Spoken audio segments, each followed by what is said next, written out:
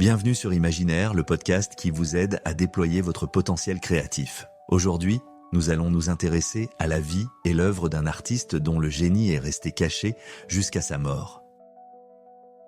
En 1973, à l'âge de 81 ans, Henry Darger s'éteignait dans une maison de retraite à Chicago. Pour ceux qui le connaissaient, il n'était qu'un humble travailleur ayant exercé divers métiers, notamment comme aide-soignant dans des hôpitaux catholiques et comme agent d'entretien. Rien ne laissait présager l'incroyable secret qu'il cachait. À sa mort, ses propriétaires, Nathan et Kyoko Lerner, ont entrepris de vider sa chambre. Ce qu'ils ont découvert a complètement bouleversé leur perception de Henry Darger. Nathan et Kyoko Lerner sont tombés sur des centaines de peintures, de dessins, de collages et d'écrits. L'œuvre monumentale que Henry Darger avait créée en secret comprenait un roman illustré de plus de 15 000 pages. Ce livre s'intitule « The Realms of the Unreal ».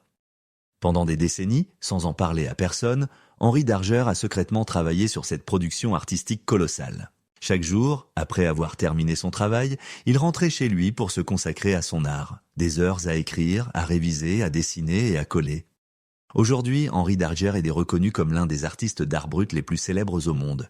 Sa notoriété posthume fait de lui une figure emblématique de la créativité non conventionnelle. Ironiquement, mais comme bien d'autres artistes, ce dernier est mort sans jamais connaître la reconnaissance de son talent exceptionnel. L'histoire de Henry Darger nous rappelle que peu importe les circonstances extérieures, la reconnaissance ou le soutien, notre engagement envers notre art peut porter nos projets créatifs les plus ambitieux. Les œuvres de Darger sont maintenant exposées dans des institutions prestigieuses comme le Musée d'art moderne de Paris et le Museum of Modern Art de New York. Elles témoignent de l'impact posthume de cet artiste prolifique.